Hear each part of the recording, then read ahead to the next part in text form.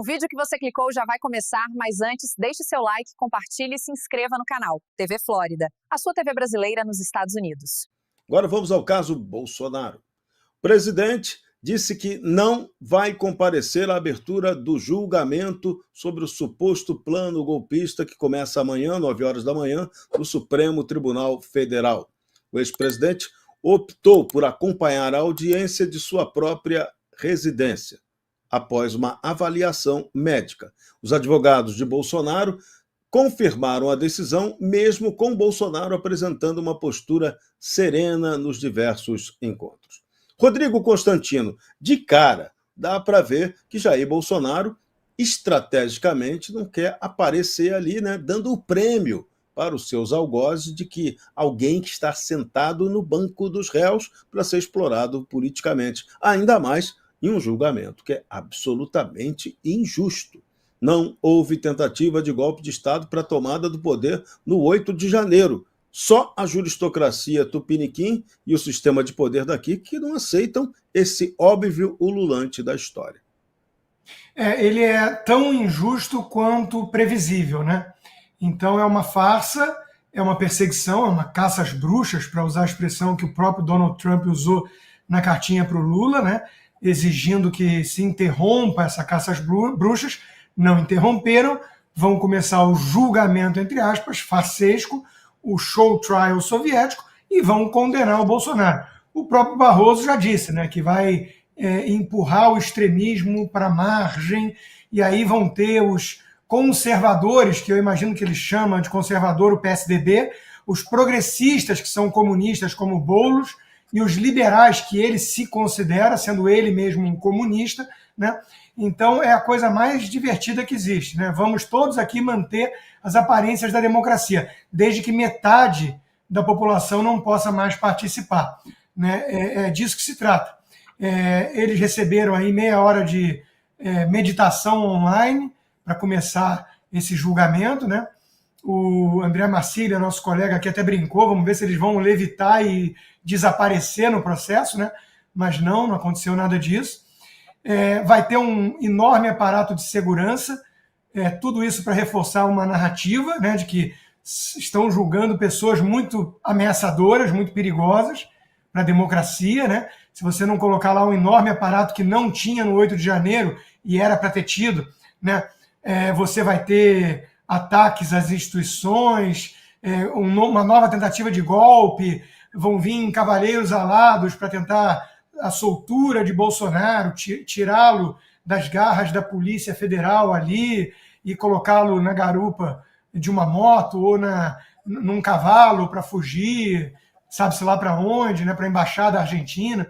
Então, é tudo tão ridículo, mas é o que virou o Brasil. O Brasil virou, graças a Globo e companhia, né, o Brasil virou um sanatório, onde não é a maioria, mas tem uma percentagem não desprezível de gente embarcando numa narrativa ridícula, né? Hoje, o editorial da Folha de São Paulo é a coisa mais patética do mundo. Tivemos aquela reportagem da revista britânica The Economist, carinhosamente apelidada de The Communist, né?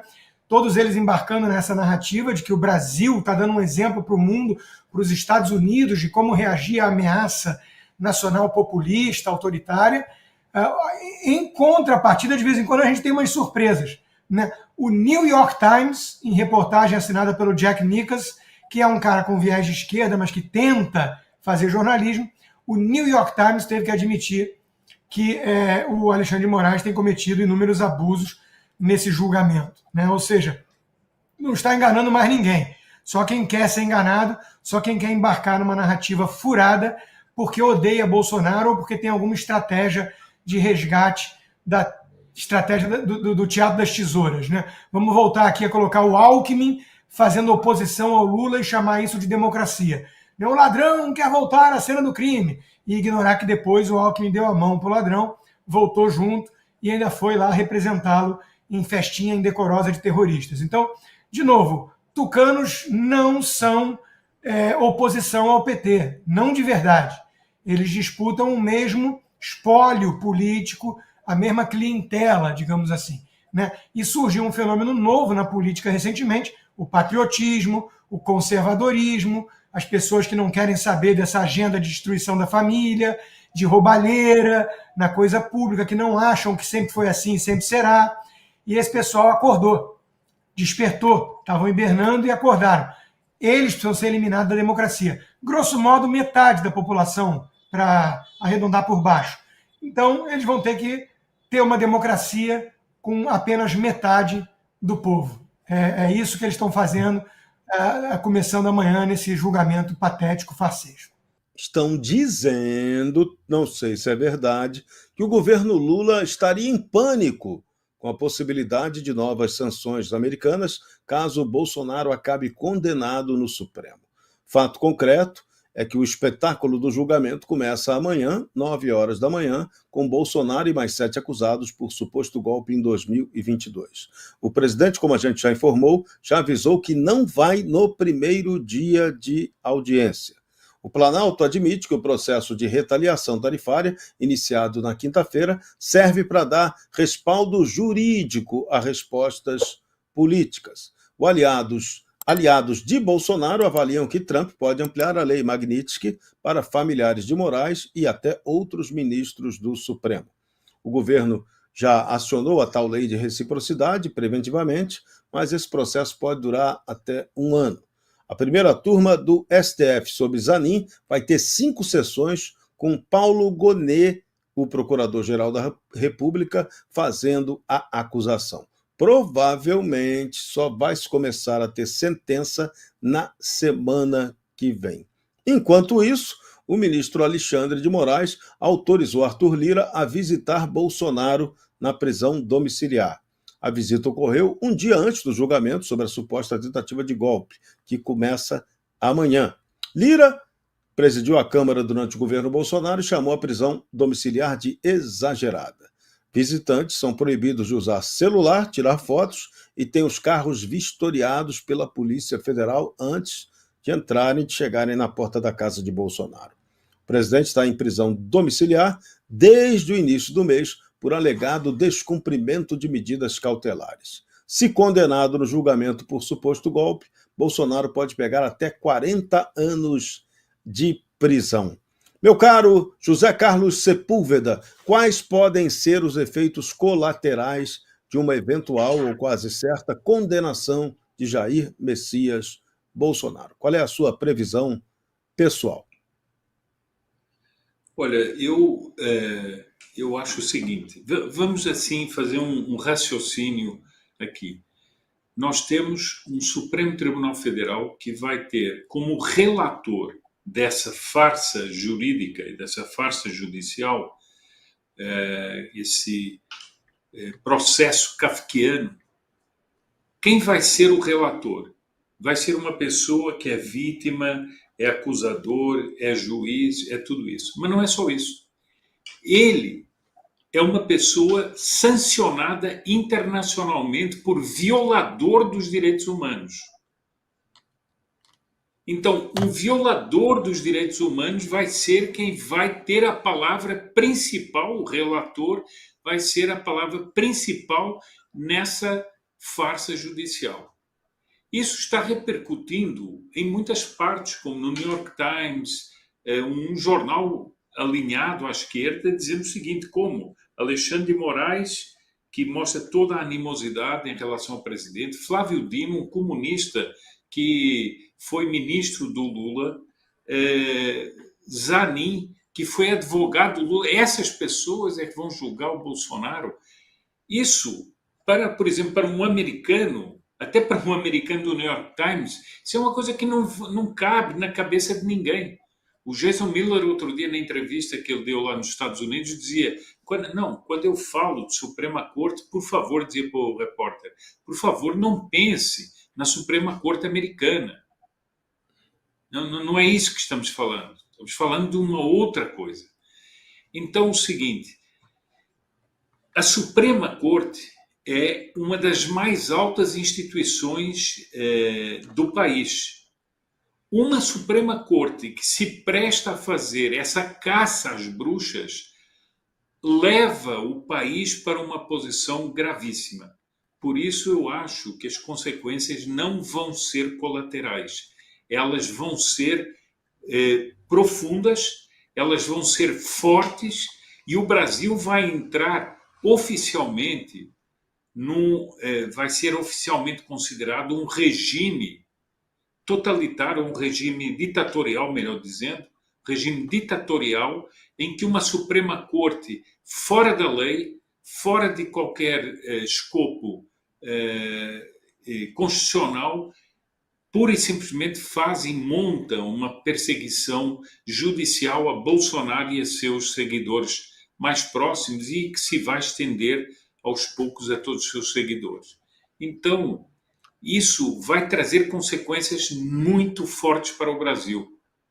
E vai trazer para os ministros do Supremo, e vai trazer para o próprio país por causa do governo.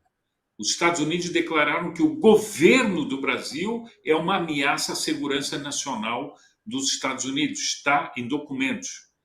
E nós estamos vendo, neste momento, esse governo está com unhas e dentes defendendo o narcoterrorista chamado Nicolás Maduro. Então, não esqueçamos disso. Nós estamos num conjunto, num momento que é um momento que tem várias frentes.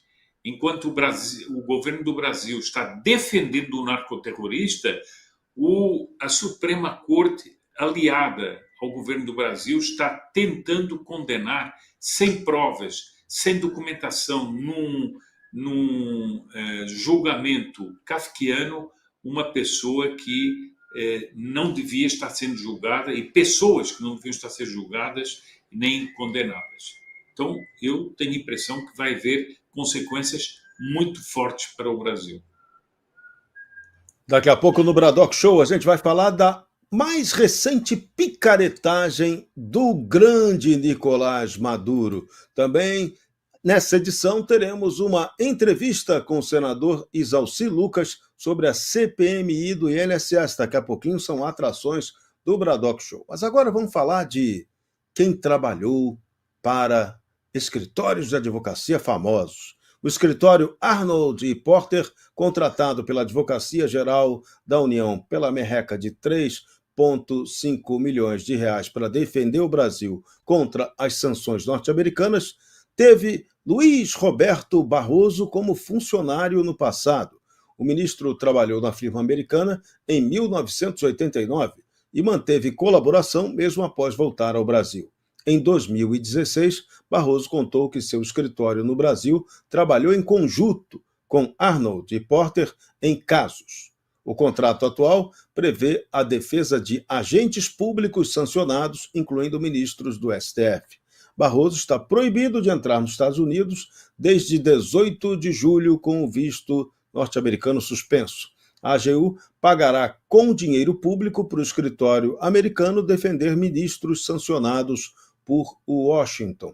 E esse mesmo ministro Barroso, agora, na véspera do julgamento de Bolsonaro e outros réus pela suposta tentativa de golpe, afirmou que o Brasil em breve empurrará o extremismo para a margem da história. Meu caro Dárcio Bracarense, essa visão do Barroso está correta, mas só te pergunto, que extremismo que será empurrado da história? O da esquerda ou da direita ou nenhum deles? Qual é essa declaração do Barroso? O que ela significa?